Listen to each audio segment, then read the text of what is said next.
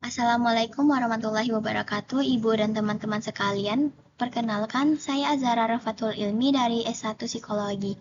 Hari ini saya akan mempresentasikan isu krusial yang sangat dekat dengan kita semua, yaitu kesehatan mental mahasiswa dalam mendukung SDG 3, Good Health and Well-being.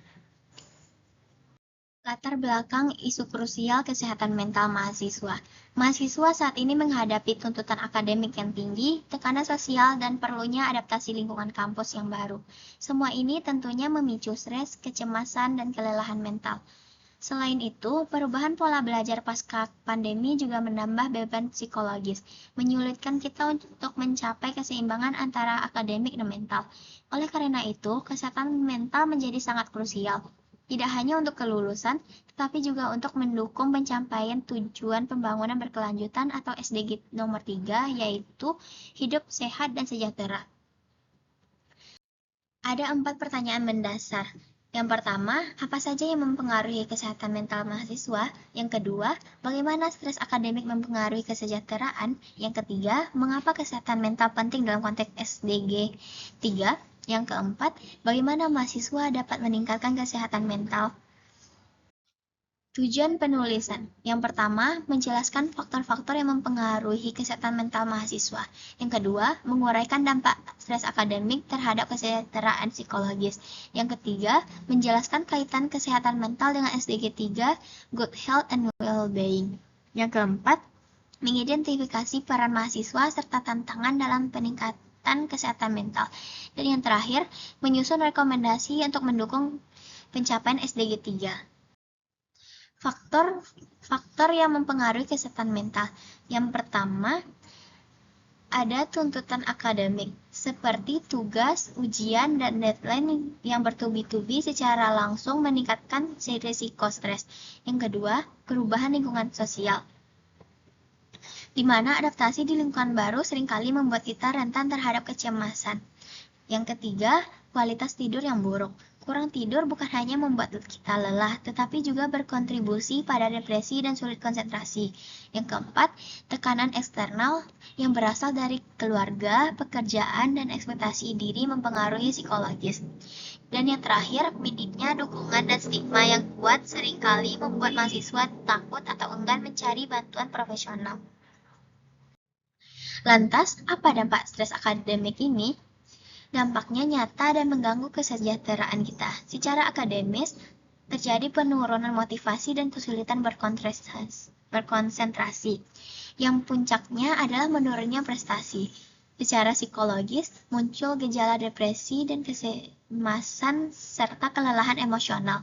Bahkan dapat berujung pada peningkatan perilaku menarik diri dari sosial. Dan yang terakhir, secara fisik, kita bisa mengalami gangguan fisik seperti sakit kepala, gangguan tidur, dan perubahan nafsu makan. Kaitan kesehatan mental dan SDG 3. SDG 3 menekankan bahwa kesehatan fisik dan mental adalah dasar kesejahteraan hidup. Tanpa kesehatan mental yang baik, kita tidak dapat mencapai potensi penuh kita.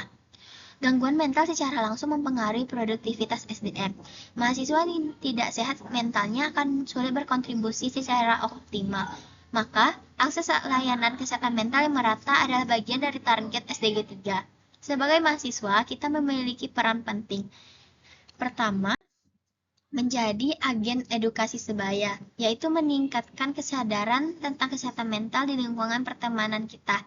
Yang kedua, membentuk komunitas, yaitu bergerak dalam isu kesehatan mental di kampus. Yang ketiga, mencari bantuan profesional. Dengan mencari bantuan, kita membantu mengurangi stigma dan mendapatkan dukungan yang kita butuhkan. Yang keempat, menciptakan lingkungan positif, yaitu lingkungan akademik yang suportif dan inklusif. Dan yang kelima, berpartisipasi dalam advokasi dan kampanye kesehatan mental di kampus. Meskipun kita sudah mengetahui peran penting kita, tentunya ada tantangannya nyata yang menghambat upaya peningkatan kesehatan mental di lingkungan kampus. Ada 5 tantangan utama yang harus kita hadapi bersama. Tantangan nomor 1 adalah stigma sosial yang masih kuat. Banyak mahasiswa yang takut dicap lemah atau bermasalah, sehingga mereka takut dan enggan mencari pertolongan profesional dan menunda penanganan hingga kondisinya menjadi parah. Yang kedua, Masalah akses dan ketersediaan layanan. Layanan konseling di kampus seringkali tidak merata, memiliki kapasitas terbatas, atau bahkan belum memadai. Ini menyulitkan mahasiswa yang benar-benar membutuhkan bantuan segera. Yang ketiga, minimnya literasi dan edukasi kesehatan mental di kalangan mahasiswa. Akibatnya, banyak dari kita yang sulit mengenali gejala stres yang berlebihan dan tidak tahu bagaimana cara mengelola tekanan secara adaptif. Yang keempat, ada pembelajaran daring. Kita masih merasakan dampak dari pembelajaran daring yang meningkatkan tekanan pasca pandemi. Mahasiswa harus beradaptasi kembali dan banyak yang merasakan lonjakan kecemasan sosial dan kesulitan fokus. Dan yang terakhir, kurangnya keseimbangan antara tuntutan akademik yang tinggi dengan kebutuhan sosial, fisik, dan pribadi. Budaya terlihat sibuk seringkali mengorbankan waktu istirahat dan self-care kita. Simpulan dan rekomendasi. Sebagai kesimpulan, kesehatan mental kita dipengaruhi oleh stres akademik, kualitas tidur, dan dukungan sosial.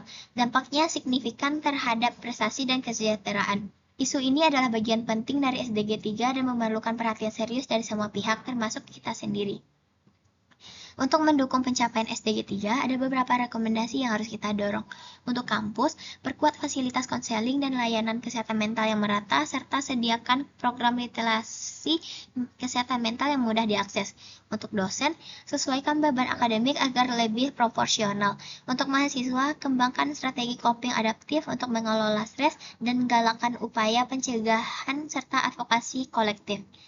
Dengan kerjasama dari seluruh elemen kampus, kita dapat menciptakan lingkungan akademik yang tidak hanya unggul secara intelektual, tetapi juga sehat secara mental. Mari kita dukung SDG 3 dimulai dari kesehatan mental kita sendiri. Sekian yang dapat saya sampaikan. Terima kasih. Assalamualaikum warahmatullahi wabarakatuh.